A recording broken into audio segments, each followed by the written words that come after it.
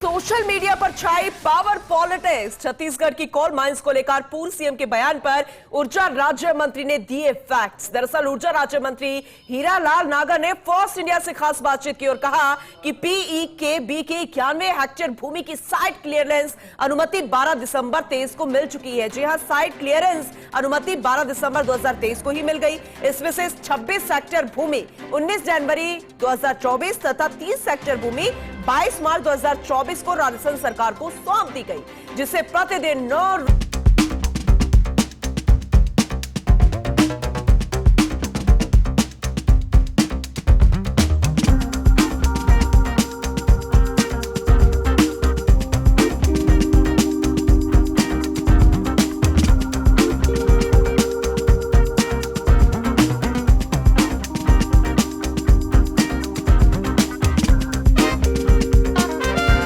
राजस्थान की coal mines का मुद्दा इस वक्त सोशल मीडिया पर जबरदस्त गरमाया हुआ है।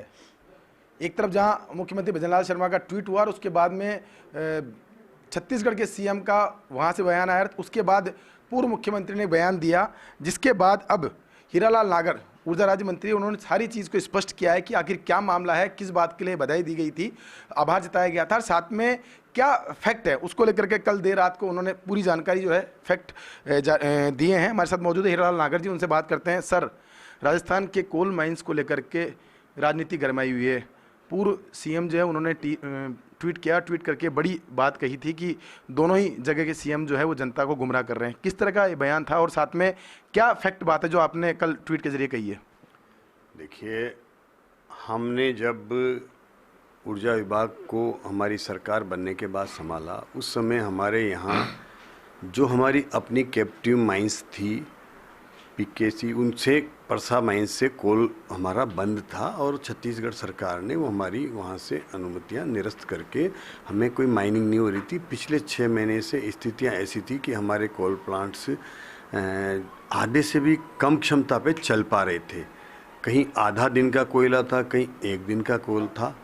हमने माननीय मुख्यमंत्री जी ने प्रयास किया, छत्तीसगढ़ के मुख्यमंत्री जी को उन्होंने आग्रह किया और माननीय भजनलाल जी के आग्रह पर छत्तीसगढ़ के सीएम साहब ने हमें 91 हेक्टेयर जो ज़मीन थी, जिसमें से 36 हेक्टेयर हमें हैंडओवर कर दी, जिस पर हमने माइनिंग शुरू कर दी। फिर दूसरे फेज में उन्होंने लगभग 30 हेक्टेयर और हमें हैंडओवर कर दी। आज इन दोनों पर हमारी माइनिंग चल रही है, जिससे 9 रेक 10 रेक कोयला लगातार राजस्थान को मिल रहा है।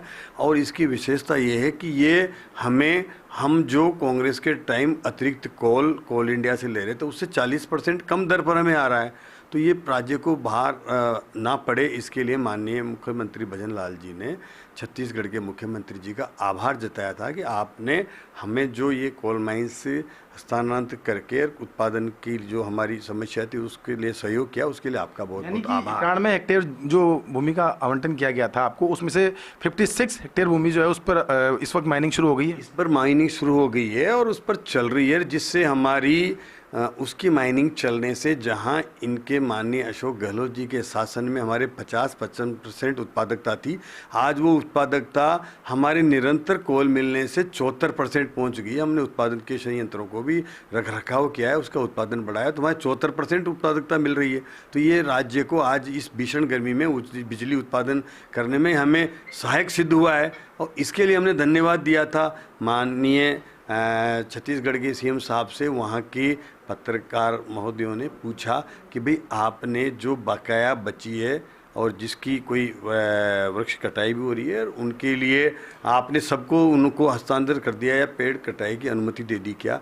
तो उस पर उन्होंने कहा था कि हमने ऐसा कुछ नहीं किया है। यानी कि 34 हेक्टेयर की जो बात, जो शेष बची हुई जमीन, उसको लेकर सवाल था और उसको उस सवाल को लेकर जवाब दिया गया, उसको अलग तरीके से पेश किया गया। नहीं, 34 हेक्टेयर के अलावा भी 34 हेक्टेयर तो संपूर्ण कटाई हो चुकी है, वो तो केवल हस्तांतरण होनी है। उसके अलावा भी हमारे 2 और कोल ब्लॉक हैं जिनका अभी परमिशन मिलनी है, उन पर कुछ पेड़ बकाया है जिनकी कटाई होनी है और उनको हमें एक की जनसुनवाई होनी है जो जनसुनवाई के बाद वो अगर उसमें जनता की समस्याएं नहीं आती है तो वो हस्तांतरण होनी है। 2 प्रक्रियाएं बाकी है जिसके लिए आग्रह किया था माननीय मुख्यमंत्री जी ने, भजन लाल जी ने, कि इसकी प्रक्रिया भी जल्दी से जल्दी पूरी कराई जाए, क्योंकि पिछला तो धन्यवाद दिया था और जो हमें 2 ब्लॉक और मिलने हैं उनको जल्दी देने के लिए आग्रह किया था, ताकि हमारी सुनिश्चितता बनी रहे। वहाँ पर भी छत्तीसगढ़ के जो मजदूर हैं, जो वहाँ के आदिवासी हैं, जो जंगल से उनकी आजीविका जुड़ी हुई है, उनको भी ये चिंता है कि ये कोल माइंस पहले की तरह बंद हो जाए तो हमारा रोज़गार बंद हो जाएगा। हमें इससे जो रोज़गार मिलता है करीब 2 से 3 हज़ार लोगों को वहाँ उस पर डिपेंड है। ये पिछले समय बंद हो गया था। आज आप देखेंगे पेपर में रोज़ वहाँ पर धरने और प्रदर्शन हो रहे हैं कि इनको जल्दी हस्तांतरित करें तो हमें और रोज़गार मिलेगा वहाँ के स्थानीय निवासियों को। और इस पर निश्चित रूप से राजनीति नहीं होनी चाहिए। हम वहाँ कोल ब्लॉक के जो भी हम माइनिंग कर रहे हैं, पेड़ कटाई हो रही है। अगर 1 लाख अभी तक के पेड़ कटे हैं, जो हमने 11 लाख पेड़ वहाँ नए लगाए हैं, और वो वृक्ष ऐसे लगाए हैं कि अभी जो वहाँ पर जितनी भी, जैसे लगता है कि अभी जंगल में पेड़ नहीं है वर्तमान में, लेकिन अभी ऐसा लगता है कि घना जंगल हो गया जिसको हमने माइनिंग करके और कंप्लीट कर दिया है। तो ये स्थिति बनी है ना, तो इसका निश्चित रूप से कोई पर्यावरण पर भी अतिरिक्त असर नहीं हो रहा है और वहाँ नया एक भीषण ऐसा जंगल खड़ा हो रहा है जो अभी तक नहीं था। सर, पिछले दिनों आपने दौरा भी किया था, वहाँ दौरा करके वहाँ की मौके पे जाकर के एक चीज़ देखी थी। क्या लगता है आपको कि ये जो राजनीति की जाती है, चाहे कोयले की बात हो, कभी भी जब भी बात होती है तो इस पर राजनीति गरमा जाती है, क्या इस तरह के इशू जो कि जनता जुड़े हुए हैं, इस इशू पर इस तरह का मामला सामने आना चाहिए? देखिए, वहाँ पर जाने से वहाँ के लोगों के लिए हमें जब कोल माइंस मिली तो हमें एक हॉस्पिटल भी वहाँ लगाना था, जिसकी प्रक्रिया अभी शुरू नहीं कर पाए। वो हॉस्पिटल के लिए भी मैंने मुख्यमंत्री जी को आग्रह किया था, ताकि वहाँ के लोगों के लिए हॉस्पिटल बनेगा तो उससे सुविधा होगी। और वहाँ पेड़ भी और लगाने के लिए मैं आग्रह करके आया हूँ, जिसके लिए हमारे उत्पादन निगम ने अपने प्रयासों से शुरू कर दिया है। और अब इस पर देखिए, ये राजस्थान की आम जनता से जुड़ा हुआ मुद्दा है।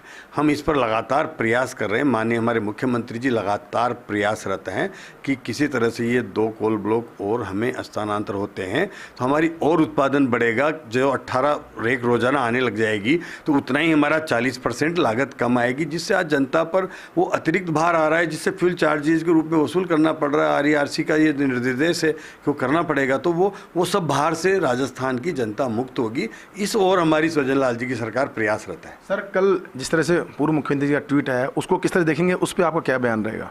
देखिए, पूर्व मुख्यमंत्री जी को जितना बड़ा अनुभव है, उनको राजस्थान के हितों से जुड़े हुए ऐसे मामलों का अनुभव है। वो खुद भी छत्तीसगढ़ गए थे, वहाँ वो मुख्यमंत्री बघेल जी से मिले थे। उनके प्रयासों से कुछ नहीं हो पाया था, वो माइन से चालू नहीं हो पाई थी। उन्होंने भी प्रयास किया था, लेकिन हमारे प्रयास से चालू हो गई, तो उनको धन्यवाद देना चाहिए था और ये कहना चाहिए था कि जो अभी आ रहा है वो निश्चित रूप से राजस्थान की डबल इंजन की सरकार के प्रयास से हुआ है। अगर ये डबल इंजन की सरकार नहीं होती तो आज भी निश्चित रूप से वही स्थिति होती है। हमारी इस भीषण गर्मी में क्या हालत होती है आप देख सकते हैं। तो मुख्यमंत्री जी ने प्रयास किया, उसका पूर्व मुख्यमंत्री अशोक गहलोत जी की सराहना करनी चाहिए थी, उनको धन्यवाद देना चाहिए था।